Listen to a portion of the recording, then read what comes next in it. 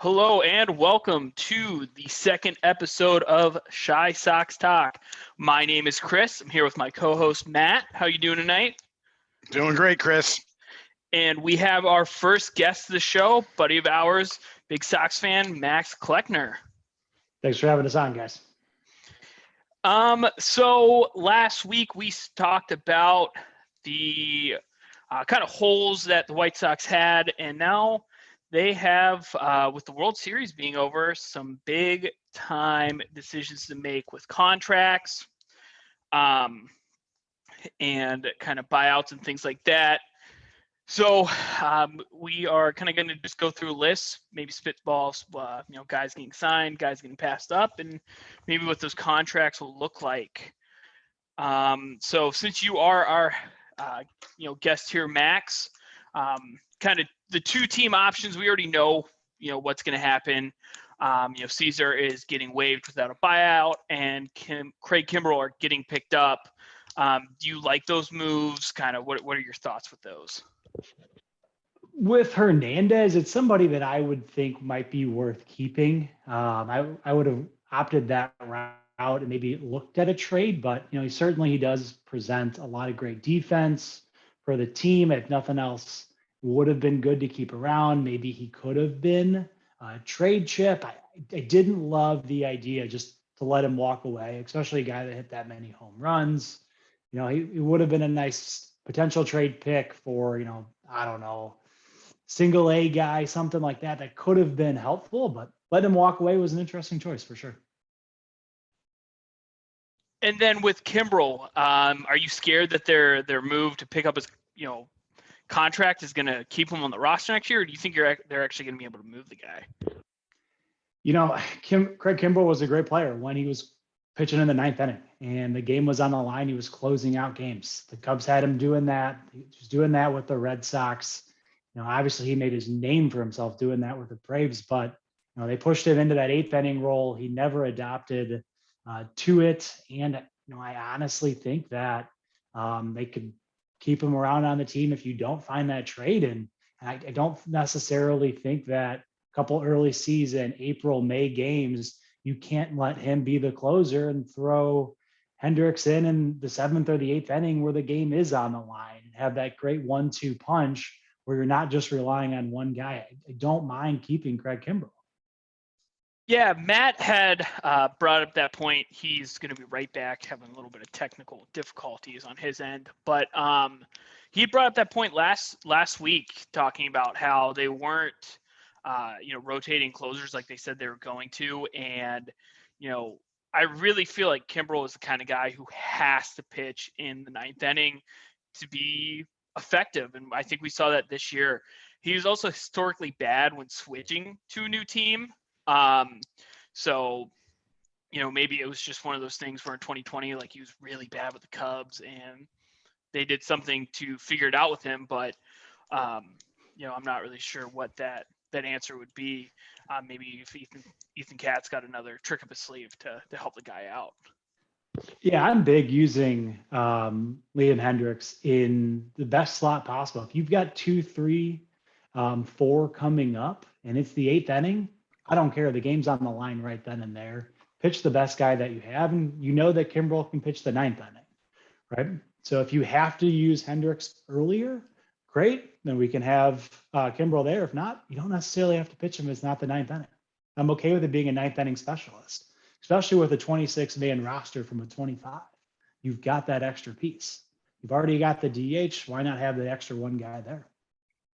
Yeah, I definitely agree with Max, and I think I have my technology issues figured out here finally. So they definitely should have been using Hendricks as like a spot, part of the lineup coming up in the seventh inning. You need 3 outs, have Hendricks come in because he's shown that he can, pitch 2 inning, close out a game 2 innings, needs to get 6 outs, so get 6 outs, needs to get, he'd probably go get 9 if he needed to get 9. And Kimbrell just could not handle the setup role for whatever reason. I don't know if that's mental. I'm assuming it had to be mental.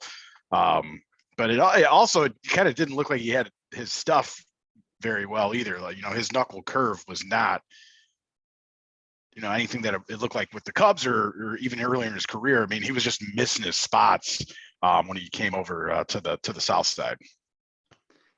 I don't know if it was a personal catcher thing, if it was a Grandal thing. I mean, some things don't quite make sense there, and it does bring a lot of light to the mental portion of this game that we all played, right? And you think of Chuck Knobloch, Rick Ankiel, and we're really just now as a sports culture adapting and understanding that, hey, sometimes there are mental things that come up and they can be addressed and fixed with players.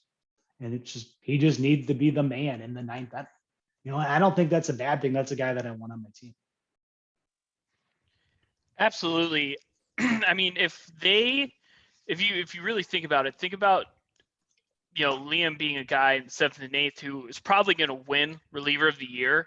And if you can get the Craig Kimbrell that had a .49 ERA that you traded for back next season, after the 6th, especially if you got guys like Lance Lynn that want to eat 6, 7, 8 innings, the games, those are the kind of games that earn you home field advantage throughout the playoffs. And we all saw how the White Sox, played in game 3 and game 4.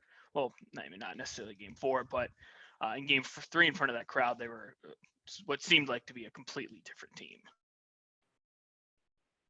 I completely agree. I think it's extremely important to have home field advantage in the playoffs. You got to go out and try to get that because it does make a big difference. This year, the focus really after the second half was let's just get healthy. We'll make this work. But then we kind of lackadaisically played 500 ball the second half of the season, then tried to turn it up with 2 really tough games at Houston with a great lineup. You're relying on great pitching. Lance Lynn didn't have it one night, and all of a sudden you're down 2-0, right? Headed home, you get one big win, and then it's done. So I completely agree. You got to go after home field advantage, and it's going to help you to have 2 closers, especially in April and May. Those games count just as much. And if that 2 closer role ends up maybe not working, getting a feel for it, they can always move them at the trade deadline. It's not like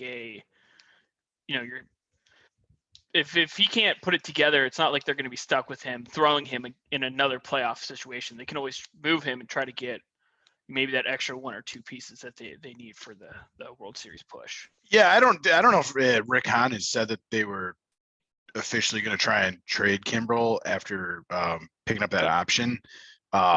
Do we know if he actually said that, or was that a source saying that he said that? The source was the same guy who tweeted out that Eduardo Escobar was coming to the White Sox, and I was reading online that guy's hit rate is about 50%. But I mean, I wouldn't doubt that that's a possibility that they do try to trade him, especially for something that could get you a second baseman if you can't sign Marcus Simeon. I'm not entirely against that. You got to have somebody to play second base, right? You could use Leori if you're going to pick up that option. He could be your defensive guy, and you have the freedom to go out and get somebody that's going to hit a lot of home runs. And you got to have freedom to find somebody that could potentially hit in the middle of the order if you've got room or enough extra bats that aren't already there, right? And speaking of Leori Garcia getting into our free agents, first free agent that I would like to bring up, last year made $3.5 million. Personally, I would like to see him back at the right price. I would hate for them to overpay and then miss out on a Nicholas Castellanos or Marcus Simeon because they paid the extra 1.5 or 2 million to Leori that they overpaid for. But as a guy who can come off the bench, I think he's a really good fit for this team. I don't think Danny Mendick's the answer there, but as an everyday guy, he kind of gets exposed, and I think we saw that in the postseason. I'm with you. I completely agree there.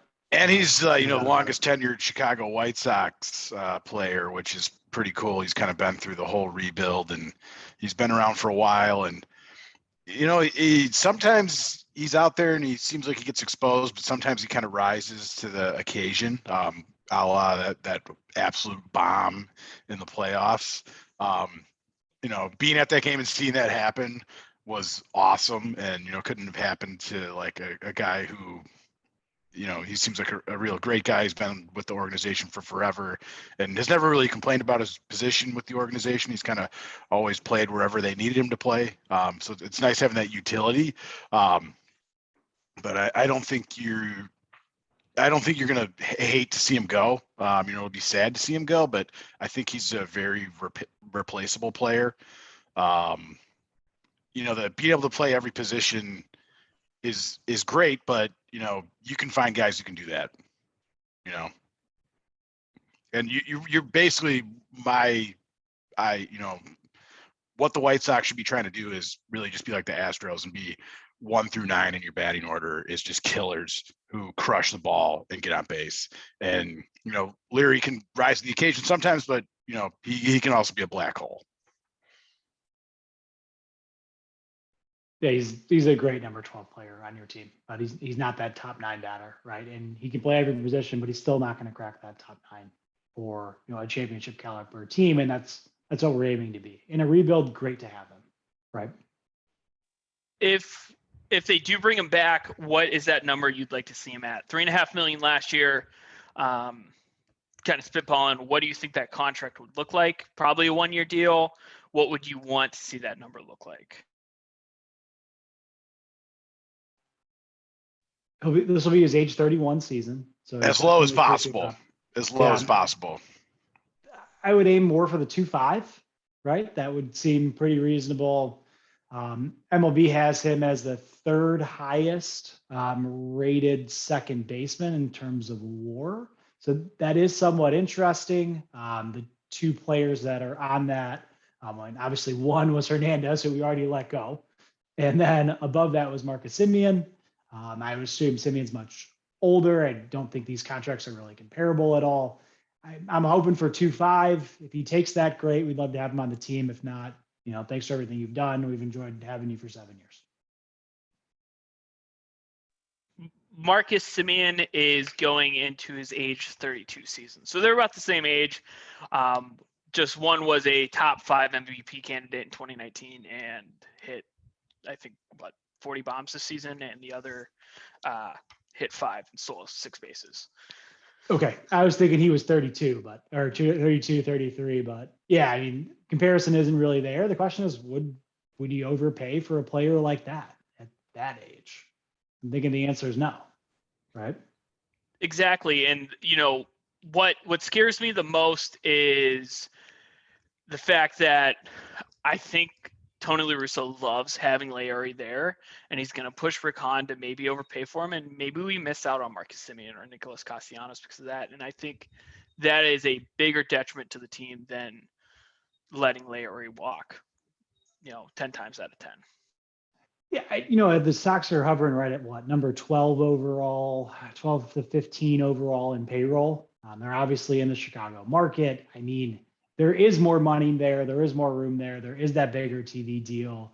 And you are completely right. As somebody that grew up a diehard Cardinals fan, rooted for Tony La Russa from the time I could figure out what the heck a baseball was all the way to 2011, I can tell you that Tony absolutely loves players like that can play multiple positions. He loves switch hitters. He's the kind of guy, that veteran leader that Tony likes to have around. I'd like to think at 2.5 to 3, you still have the ability to get the answer in right field, because we desperately need that. We took 2 swings last year and the year before. Neither one of them worked out between Eaton and God, I can't even think of his name. The guy in right field that was awful ended up with the Tigers. Nomar Mazara. Nomar The Mazara. 25 home run, big time trade guy. Pretty sure he got signed by the White Sox just because he hit a 600-foot home run off of Ronaldo Lopez. Yeah, no hits Mazara, if you're calling it. It's up to me. That guy was terrible. Couldn't put the bat to the ball. But yeah, when he connected, it was great. But I could go up there and swing hard enough for the best too. You get 1,000 at bats against Jacob deGrom. How many hits are you getting? He doesn't get tired. In this theoretical world, he does not get tired. I don't know in that situation. I'm assuming maybe 1 or 2. But in high school, I did rip a double off Jake Odorizzi. And that's something that I cannot forget. And it was roped to right center field. I thought about taking 3, but I stumbled a little bit when I rounded the base. So, Jake, if you're listening, you know what happened. That is outstanding. I wouldn't even touch the ball if DeGrom was thrown to me. I think I could get the third baseman sleeping once and just lay down like one bunt and try to just hustle as hard as I could down that first base line. I would be way too scared to stick my head anywhere near where the ball was traveling. That is also so true. Working down the list, Billy Hamilton, I say let the guy walk. Yeah, I didn't use him enough. Was supposed to be your speed guy and had like a really good, was it June? Where he crushed like the Twins for a series. I don't know if he had a really good whole month. I think he may have had a good series. You know, he's not a great hitter. He's actually getting pretty old now. You know, he was a great story. He made some great plays and really filled in well when we were very injured and was kind of a hero for a couple months. But see ya. Brian Goodwin's a perfect replacement right there. I mean, that is an internal option. There's no need for duplicating the player, right? That's the perfect example of a player on a 26-man roster that you can lose to put Craig Kimbrell there to be a potential ninth inning guy. Yeah, I mean, and you have Engel too, who's probably just as fast as Billy and probably even a better fielder. Better hitter too. Much better hitter. Carlos Rodon, interesting one here. What do the White Sox do with him? And what is that contract going to look like? Are they going to pay the guy who was there the first half before the All-Star break? Or, you know, do you try to pay him like he was the guy down the stretch and, you know, in that playoff series? It's definitely one to think about. I mean, obviously he explored free agency last year. He had an option to go anywhere else. He came back to Chicago because he felt comfortable. He obviously likes it here. He's been here his entire career. He was a first-round draft pick. He had a great year. I mean, geez, in the beginning of the year, I think we were kind of chatting and saying, wow, how much is this guy going to cost us to re-sign? Can we even afford to do it? So the second half was so bad that we're having this conversation, right? I don't know, Matt, what do you think? So his whole career, he's kind of shown the potential that he, you know, potentially Cy Young pitcher every year and kind of just fell apart. You know, some years he would always have a little bit of a hot streak for a couple weeks and then kind of lose control. And then I guess he worked with Ethan Katz in the off season and kind of figured out some, you know, on his stride to the plate, kind of doing some weird stuff with his legs earlier in his career. And I guess he got that straightened out and it showed, you know, the control on his pitches this year was so much better than anything I'd seen from him. You know, other than a couple weeks where he would look like a Cy Young winner and then lose control, but he really had the control throughout the season. I think he's a new player now, having fixed that stride to the plate. The durability issue is a huge concern. It doesn't seem like he's capable of pitching a full season without getting hurt. He hasn't done it yet in the majors. I think you take a chance on him because he's electric. He can shut down. That's an ace right there. You got to put an innings limit on him somehow. You can't have him throwing 9 innings ever. You probably shouldn't have him throwing more than 7 in any game in the regular season, and you probably got to skip a couple of his starts. But I would, you know, depending on the price, I would take the chance. I don't think he's going to get a lot of money because he's never shown the ability to pitch a full season. Even this year, he kind of fell apart toward the end. He's always had injury concerns, but he's always kind of shown that Cy Young potential. And I think you kind of roll the dice if you can get him at the right price. I think it's another thought is we do know that there's an injury history out there. If you're another team that needs a starter, you're waiting for it. You have to know that the White Sox have a better track to understanding of what is his injury situation. What did happen at the end of the year, right? And if he feels comfortable with Andy Katz, he feels comfortable in Chicago, his wife and kids like it, let's keep him here, right? And let's not overspend to make that happen. But I do believe, who's he represented by? He's not a Boris guy, is he? He is a Boris guy. He's Boris guy. Okay, and so I thought that's a little concerning. I mean, obviously it sounds cliche. Every sports show, you got to talk about Scott Boris, right? But you know, it is a concern. If he's asking for 14, okay, no, I'm sorry, that's not going to work, right? I think with there's going to there's really two factors in here. I think the White Sox are going to try to work out some kind of long-term deal with Lucas Giolito being a second-year arbitration guy. So that's, I think, going to impact what they can offer Rodon. But I think realistically, if we sign Rodon, it would be like a 2-year, like 9.5, maybe 10 a year. And I don't know if that's too much or if that's just kind of right on, where that magic number is and willingness to take a risk on the guy. I'm really interested to see kind of how free agency plays out for him, because maybe there'll be a team that is going to spend big on him and pay him like he's going to be a Cy Young contender. I'm kind of just interested to see, because there's always one or two guys every offseason in Major League Baseball that get paid, way more than that was expected.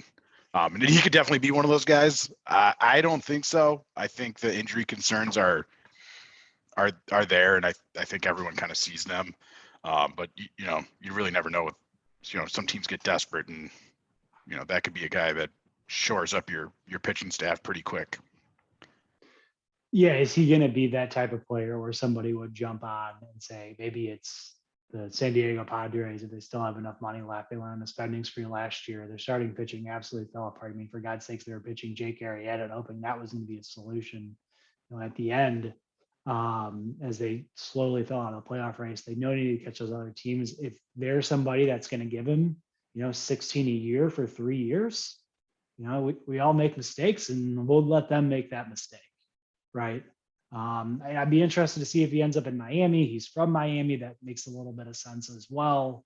But to be like a veteran leader, starting pitcher for them. But if you can get him cheap, I'd say keep him. Obviously, you understand the injury history, like I mentioned, and you understand what type of player he can be. And there's enough options to potentially cover for him, right? If he does continue to have the track record he's shown us over the last 6 years. It's funny you bring up Miami, Max. Last week we talked about a theoretical trade where the White Sox send Dallas Keuchel and eat $9 million of his contract with Michael Adolfo to Miami for one of their prospect pitchers. But I think Miami could be a good spot for Dallas. They have a ton of young talent there, and he's the kind of guy I think that would be really good for their staff to kind of coach those guys through, the ups and downs of a full kind of major league pitching career. It's an interesting thought. If I'm going to Miami, I'm wanting Sandy Alcantara, but that's an option too as well. The guy could absolutely throw fire. He was, an all-star a couple of years ago. He could be a great starter, but he's also shown that he can pitch out of the bullpen with St. Louis at the beginning of his career. If you do need to move Dallas Keuchel, you are going to have to get some innings in return. If Dallas is going, you got to keep Carlos, right? With potentially Lynn gone too. Now we're out of starting pitchers really quick. Well, Lynn is signed to a 2-year extension, 3-year extension. Oh, he was picked up? I apologize. Yeah, 3-year extension, 16. They extended him. Okay. When did that happen? Mid-season. July. Mid-season, that is right. Break. It did happen. Okay. Last free agent that the White Sox have, kind of the last one that is really worth making a decision on, Ryan Depara.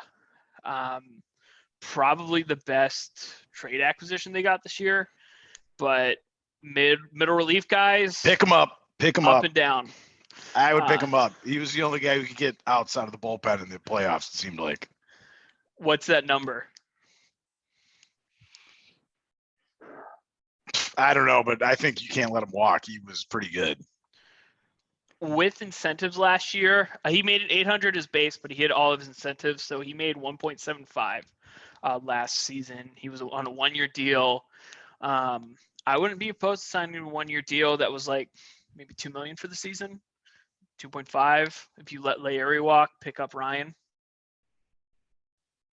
I agree. You absolutely need arms there, right? You need guys that can be great. He's shown you that he can get outs and he can be great. Yeah, absolutely. I'd take him. And with the news today of Michael Kopech determined to be a starter next year, we are losing at least one pen arm.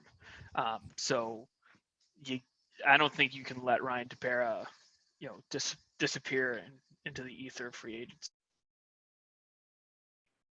Yeah, no, I think he should be a top priority. He pitched very well for us, for the White Sox, and I think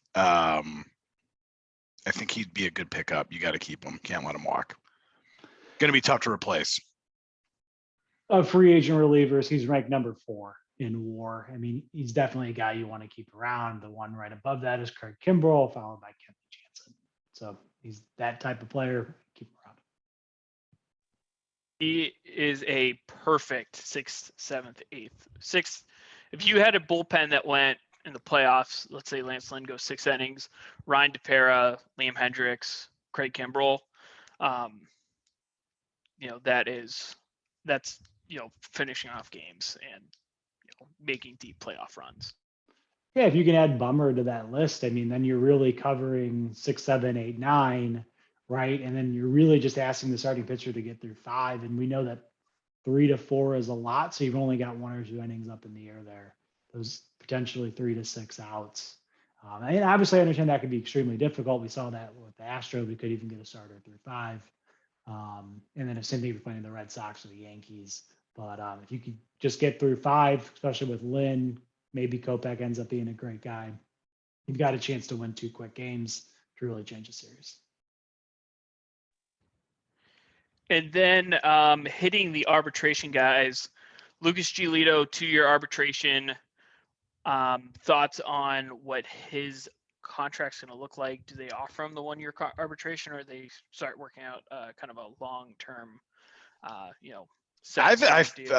think they've been trying to work a long-term deal with him. I just don't think they're kind of matching each other currently. I would like a long-term deal. I think he's good. I think he's a real good pitcher. Completely agree. He's a guy you got to keep around. I mean, we obviously saw with the Chicago Cubs, they chose not to ever extend any of their players. You saw exactly how that ended. He's a player I'd want to keep around, and he's somebody that I would want to recruit Jack Flaherty or Max Fried to play on the South Side as well. I mean, they're all high school buddies. They're going to the last game of the World Series. Katz is already there. Let's get the whole band back together. I know all their moms are friends. Maybe they can ride to the games together again. God, I don't care. Give me 1 more of those. Yeah, I'm all for that. Those guys are studs. Imagine that team rolling off the bus to come play in high school baseball.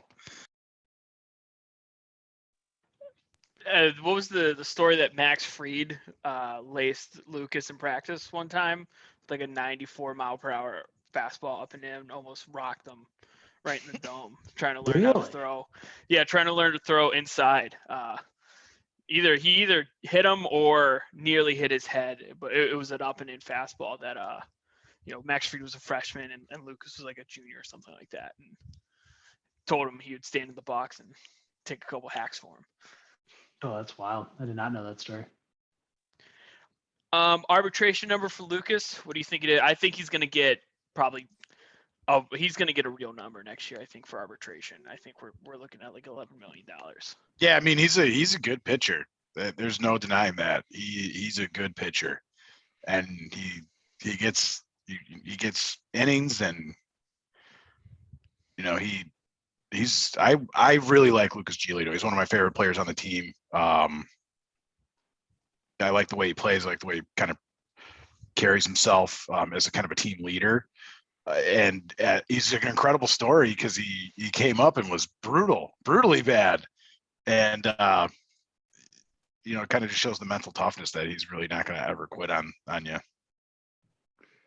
Yeah, I think there's a little bit that will hang out in his mind too there. Obviously it was rough when he started. You got to feel comfortable with the White Sox. Ethan Katz is there as well. Like it's that same type of feel with Rodon. Yes, if you do go to the Yankees or the Red Sox on a big deal, or you go to the Braves because Fried is there, do you have the same success? And the question is, we don't really know the answer there, but I hope he is a guy that sticks around. 12 million, like Chris mentioned, sounds great. Keep him around the arbitration years. I'm okay with if we can get to some type of buyout where it's, I don't know, 12 million over for the next 5 years seems pretty reasonable for a starter like that. safer bet might be looking for more like 15 a year. But I would hope that 12 seems like a good number in our, whether you can settle that or have to go to the meeting. 18 worst pitcher in baseball. Another second year arbitration guy, Adam Engel. You absolutely pick this guy up, although I think he's going to be really cheap. I think somewhere probably in the neighborhood of 4 million max. He's not an everyday guy, especially if they bring in a Nicholas Castellanos or a Jock Pedersen or something like that. He's not going to be out there every single day for you. He's a great defender, a Gold Glove type player. Lots of speed on the base paths, and he started to look like he was going to hit the ball pretty well this season when he came back from injury. But he is kind of gets banged up a lot. You'd like to see him not get injured as often. I think that's a player that every team would want on their team. Just like a Gold Glove type player that you can have play all three positions in the outfield. I don't know if you want to break the bank for him, but yeah, I think you pick him up. You got to pick him up. Yeah, 1-3 last year. He's not hurting much. He's a good player to have around. Keep him. Raylo, our guy Raylo, the man who found a curveball and made a spot start and turned into gold out of nowhere, out of the pen. Second year arbitration guy, you pick him up. What's that number look like for you?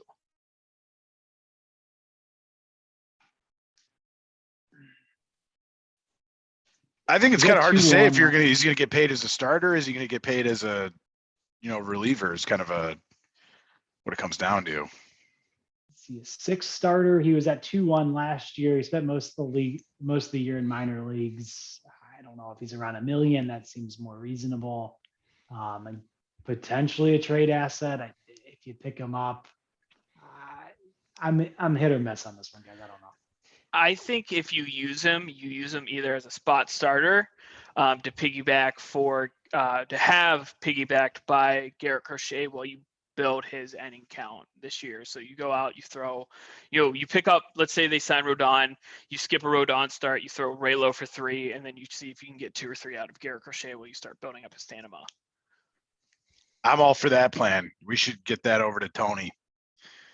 Yeah, if you can have a 6-man rotation, if you're going to wrap up the division again by the All-Star break, which is exactly what happened last year, none of those teams are showing me any kind of great improvement, except for maybe the Royals. But then again, they're managed by statistically the worst manager in all of baseball. Hey, I think the Tigers might show you something next year. They get some young talent.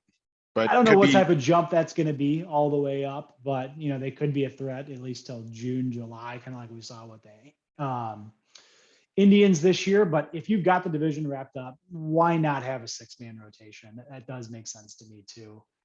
It does eat in a little bit to my plan with Kimbrel as a 9th inning only guy, but I think you kind of figure out by that point what type of player is Kimbrel going to be. And I mean, the other side with Raylo is, let's say you pick him up on the cheap, you pay him as a bullpen guy, $1 million, 1.5.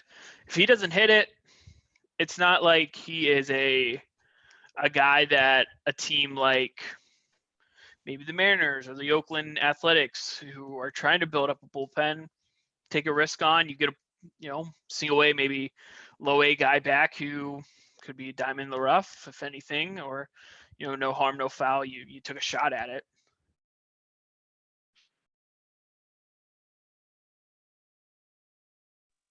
Down the list here. I'm sorry, Matt. No, you go right ahead. Don't beat me up in the parking lot after this. The next 2 guys, I'm really okay with them just waiving, not offering the arbitration. It's Jace Fry and Evan Marshall.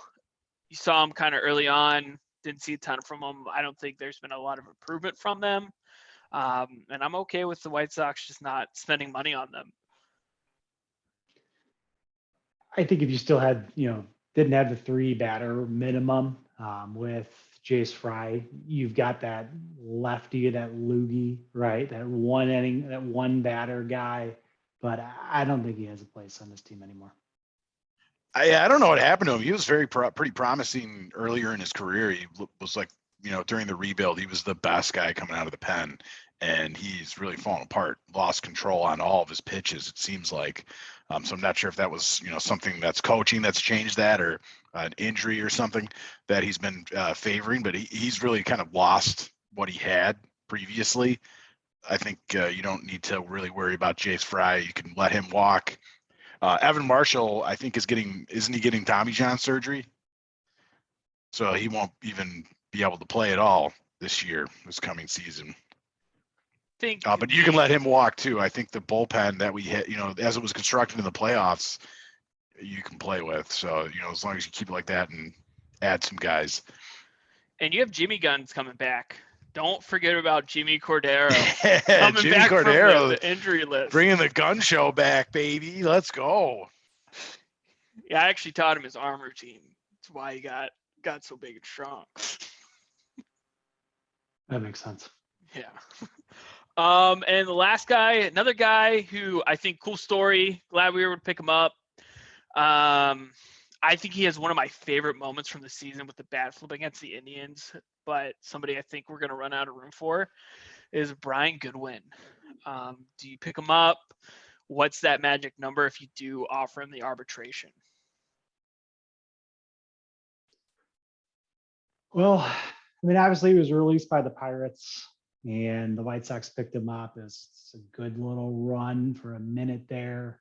I think that you can keep him around as a 4 or 5 outfielder if and only if you don't get the solution in right field and he's just part of a mix or a rotation, because he's proven he can be a great player at points. He can win a game or maybe a couple games in a row for you. Could be nice to have, but if you've got a solution in right field, then that's a whole nother conversation. I don't think this is a player that you can keep. Yeah, I loved Brian Goodwin. I thought he had some quality at bats for the Sox this year and kind of filled the role that they signed him for. I think if Brian Goodwin's on the White Sox getting a lot of playing time in the next season, I don't think we're going to be very happy with how the offseason went. So you go ahead and let him walk, and hopefully we're getting a real player out in right field. I mean, exactly, a great player, but not a player that's going to be on a World Series winning team, right? Starting for one anyways. And even if you let him walk, it's not like you don't have Adam Engel, or it's not like you can't just go and pick somebody up who could fill that spot.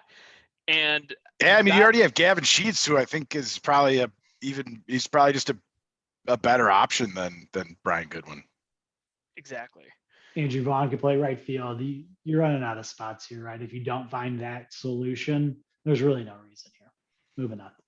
And guys with Michael Adolfo and Uqueli, who might be guys you see in September, if they're not trade pieces, the White Sox up and down the system, at least at the kind of the very top of the prospect list, you have options where you don't need to spend that money there. You can spend it elsewhere.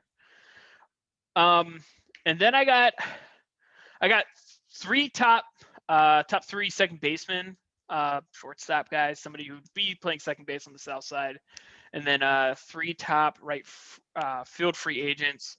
What that number is, and would you like to have them on the Sox? Obviously, first one, Marcus Simeon, see him back on the south side. What is he going to cost, and how long do you think that contract actually will run? I'll be interested to see if we're going to see these giant 10-year contracts still happening, because I don't think they were working out very well for the most part. I mean, Bryce Harper's a stud, but are they going to be happy with paying him when he's old in 6 years from now? Interested to see kind of how GMs handle that this offseason. But as far as Marcus Simeon, bring him back to the south side, back up the Brinks truck, pay him whatever he needs, and let's get him to play some second base and crush some baseballs. I want him back. We shouldn't have traded him for Jeff Samardzija. For this, yeah. That feels like a lifetime ago. I don't know. He seems like a player destined for the Yankees to overpay, right? 31. Seems like a 4 or 5 year deal for the Yankees that they'll regret. The last 2 years there, that's not a deal that the White Sox are really going to want to make the way that contracts are going to start to come up. I don't think this is a player that they should touch, although he would be a good player to have, at least for this next year. Do you think the AAV is going to be somewhere in the like $27-28 million range? Ooh, that's a tough one at his age, playing second, and you could always move him to the outfield. That seems reasonable. Yeah, I would say I would have aimed at that 25 a year. 4 years, $100 million, really similar to the DJ Martinez deal from the Yankees from the Red Sox a couple of years ago. It seems about right. Yeah, I would like to see him here, although I think you both are right. He's destined to be overpaid by a big club. Maybe even the Dodgers with this next guy who said he wants to go test the free agent pool. You got Corey Seeger, left-handed, got a lot of pop in the bat, sweet swing, and plays excellent defense. AAV, I'm thinking around 15, maybe 16 million, but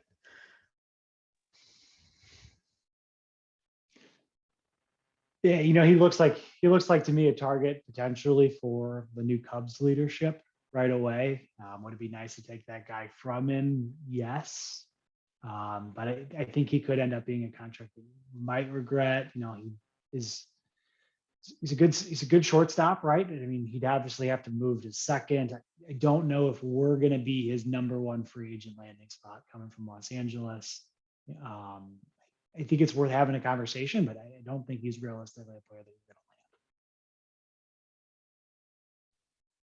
land. Yeah, I'm going to agree with Max on that. I don't think he's going to be coming to the South Side. I think he's a good fit, but I don't think he thinks he's a good fit on the South Side. And then leading into his Dodger teammate, CT3, Chris Taylor. Would you want him? What's that number going to be? Or is he just kind of like a Leury Garcia on steroids? I was just going to say, I'll take Chris Taylor because he's Leury Garcia juiced up. He can play all over the place and he can hit and he can drive the ball. That's really kind of an ideal kind of player. It really depends on price point, as with everybody. But I would love to see him. A player that I really had my eye on, and I know I missed the trade conversation last week, is actually Paulie Young coming from the St. Louis Cardinals. He was obviously a shortstop. He played second base through their system. Redbird. Second base, has now been taken by Tommy Edman. Edmundo Sosa played a great shortstop. The Cardinals are looking to make a splash. They have so much money on their new TV deal where Trevor Story could be an option. That leaves Paulie Young, who's been, yes, he did bat 190, but he did hit 19 home runs. So he is that extra little bit of pop that you have. He plays great defense at shortstop. He could fill in for Anderson if you need to, and he could be a great second base option to take a risk on, right? The contract is a little bit larger. He has a team option at $12.5 million. And then another team option following that at 15. Yes, those are big numbers, but if you're making that trade with the Cardinals, maybe you're getting something else in return, whether that's another reliever, because we know that team can develop pitchers, that you can kind of offset some of that and potentially have, two players for that Paulie Young salary. Be your price tag for Paulie Young. I don't watch a ton of him. I don't know what the White Sox would have to give up. I mean, our minor league system is, a lot of Sox fans thought it was dead until they saw Gavin Sheets come up, and Jake Berger and things like that. So what is the price tag for a Paulie Young? You got to look at it from the Cardinals' perspective. What else are they going to do with it, right? If they are going to go and pick up a shortstop, whether that's Trevor Story, Seeger, right, Taylor, who would be left there? What do you really need? And I think they'd just be looking to offload the money. It would be a matter of how much are you asking for in return, and that potential second player, right? That could be a high A guy, maybe somebody that could contribute towards the end of the season. I don't think you have to give up much, if anything at all, right, for them to want to dump that salary. I like that. I like that move, Max. We got to get that over to Rick Hahn. I'll drive down to the stadium and give him a chat tomorrow. But I like that move. I like Paulie Young mainly because he's a ISU Redbird. So let's go ahead and bring him on down. He's from Antioch. He did grow up a Cubs fan, so we'll have to go through that a little bit. But he's obviously been a Cardinal, so I don't think it'll be too much of a transition for him. I think he could really be a great fit, especially if you're not giving up much. And he's got the glove, Madrigal was supposed to have a great glove. He really never showed it while he was here. Cesar Hernandez did not show the glove off either. He botched he had some pretty horrible plays with his short tenure on the South side. Not impressed. Not sure how he won a Gold Glove, probably just because of the short season. But he was pretty a butcher in the field. You'd love to kind of see second base shored up with a solid glove. And I mean, Paulie Young could fill the hole there for 2 to 4 years. I mean, if he really shows his value, then all of a sudden the Nick Madrigal trade doesn't really. I mean, it's like it goes into dust. Honestly, I don't think Nick Madrigal is going to be as big as a loss as a lot of White Sox fans think. If he does get a thanks Cubs, thanks White Sox moment, I think it's going to be a hard pill to swallow. But if you get a guy like Paulie Young there, shores up, kind of, Gold Glove caliber defense, doesn't really matter where he's been in the lineup at that point. You're not going to miss a guy that's going to hit 1 or 2 home runs a year, right? Yes, he might get on base. Yes, he might create great defense, but he's primarily a second baseman, not a shortstop. Other than the name and the fact that he was a first-round pick, you're not missing much. I mean, best case scenario, he hits like he did at Oregon State, which we know is not going to happen. Even then, I don't think that's a player that you're going to miss. I think you got to steal.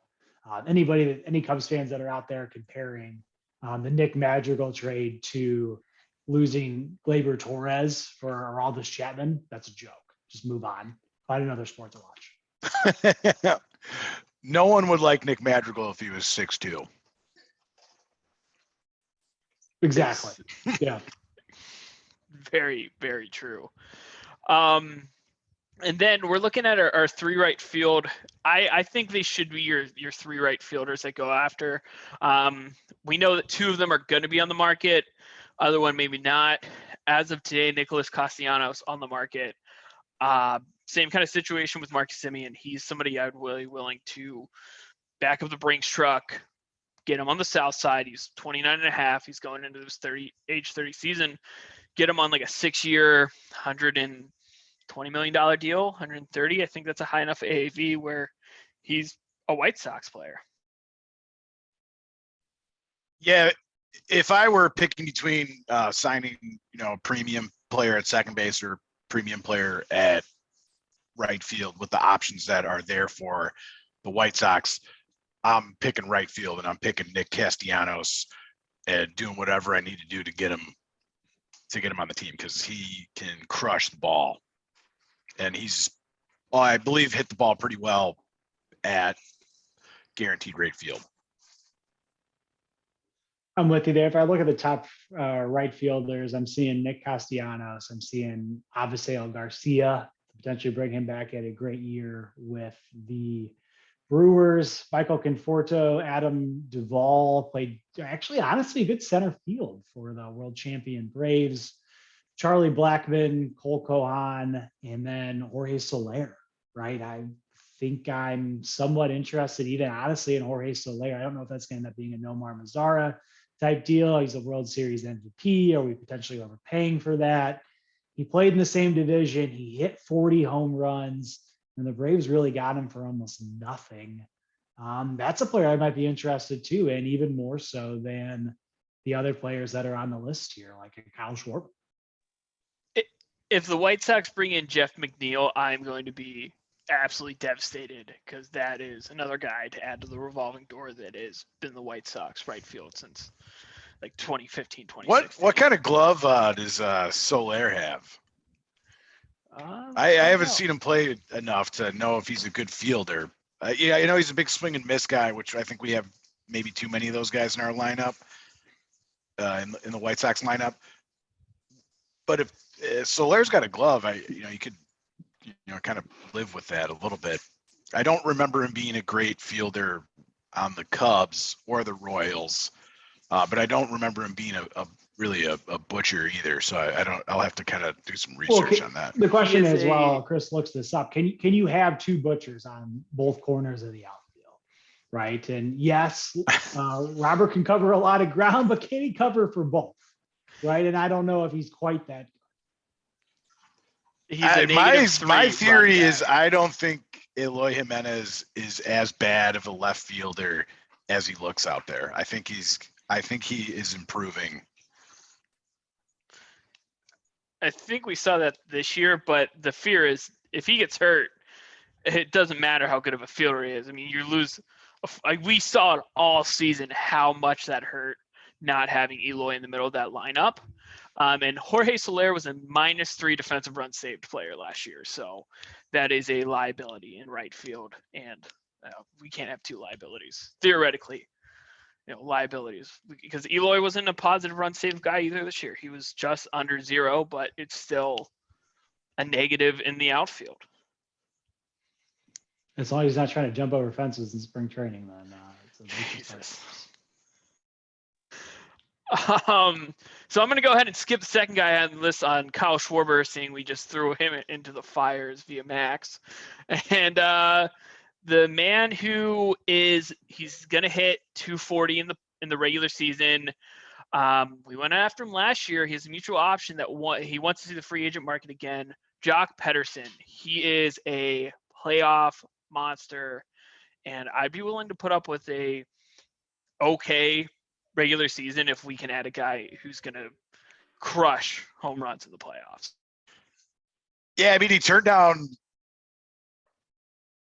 more money to play for the White Sox and took less money to play for the Cubs last offseason. So I kind of feel like he just doesn't want to play for the White Sox for whatever reason. I personally not interested in Jack Pedersen.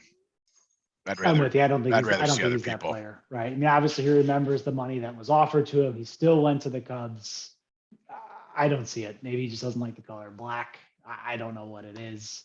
Like he doesn't want to wear our pinstripes. Moving on, right? He's not the guy. Black's too slimming on him. He doesn't want to look fit in right field. He wants to. That'd be it. He keeps going to teams that wear blue. So I don't know what to tell you. So I know we're running a little longer than planned, but I have 3 bonus guys if you want to bang through them quickly. One became available today. Thoughts, boys? Just 1-2 lines here on him. Go around the horn. UC Kakachina just butchered the name. That was brutal. Practiced that before the show. Didn't say it for the past 40 minutes. So isn't it you say Kikuchi? You say Kikuchi. Oof. I'll edit that out. I'll add like an air horn or something. I think you should leave it in. That's pretty good. You say keep Kikuchi. them. Take them. I take them. What's the number? All-Star. Well, I mean, you get rid of Carlos Rodon. He is your answer. I think, right? I mean, that is kind of a natural progression. You don't spend the money on Rodon, spend the money on this guy. Yes. Agree. If you don't have Rodon as an option, I think that's fine. Next. And I got his stats in front of me here. 157 innings pitched, a 4.41, but I don't look at that ERA and get too upset because the defense he had in Seattle was bottom of the league bad. 163 strikeouts, 62 walks, and a 1.3 whip. I mean, even if you can figure out how to unload Dallas Keuchel, that is a huge upgrade. And he can eat innings. And like we said earlier, Carlos Rodon cannot eat innings. And then these would be guys returning to Chicago, but in a different uniform. Javi Baez. Do you think the White Sox should make a run at him, or going to cost way too much money? I think it's going to cost too much money, and he's kind of shown that he is going to strike out a ton, and we have too many strikeouts in our lineup already. Next, moving on, no interest. And then I would actually be really excited if they got him. Don't know how it would work. Chris Bryant. Would definitely take Chris Bryant. He can play corner. You can play corner outfield, corner infield. Would love to see if he could play second base. Money you'd be willing to throw at him? We got a number what he was making this year? He was still like on his initial deal with the Cubs, so I don't think he was making the big. Yeah, he would have been on it. He was on his last year of Last arbitration. year. I think he went all the way to the meeting on that one. I don't think he had 19.5. that bad. Yeah, he had a bad taste in his mouth from the Cubs. That sounds about right. 19.5. And he's going to be a right. I mean, you're going to be looking at him for a right fielder because I don't think you want to move Moncada from third. Moncada was historically bad at second base. You got to keep him. He's a Gold Glove third baseman. The way I look at this one is he's not going to want to taint his Chicago Cubs legacy, whatever he has there. I think he's a Vegas kid that's happy in San Francisco. It's 3 hours away. I think that's the spot. I think it's that.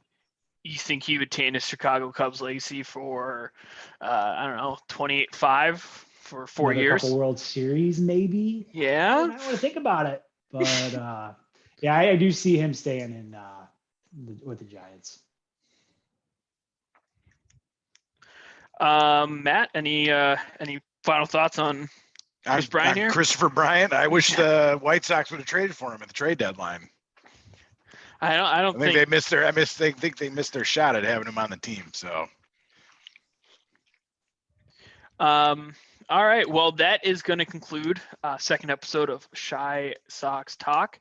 Max, you are our guest. So any parting words for anybody who ever sees this video?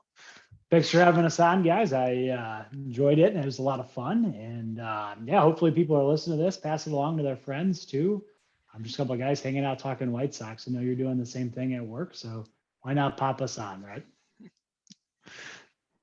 Matt, parting words for our audience of 52. We should definitely start recording this during work so we can get paid to do it technically. It's a sales call. We're on sales strategy calls right now. Well, I appreciate everybody who listened to episode 1. Let us know what you think of episode 2. Instagram in the link, like, subscribe. If you want us to talk about anything or questions, smash that like button. Go ahead and let's go ahead and aim for 1,000 likes on this video, folks. We'll take that. You got to start somewhere. Just like Drake said, started from the bottom, and then I don't know where here is going to be. We're here. We're already the top White Sox podcasts in our areas. By fans, for fans. In our house, in my house, this is the number 1 podcast. Definitely the number 1 White Sox podcast in Charleston, South Carolina. I can tell you that for sure. Let's go White Sox. All right. Good luck, guys. Thanks. Go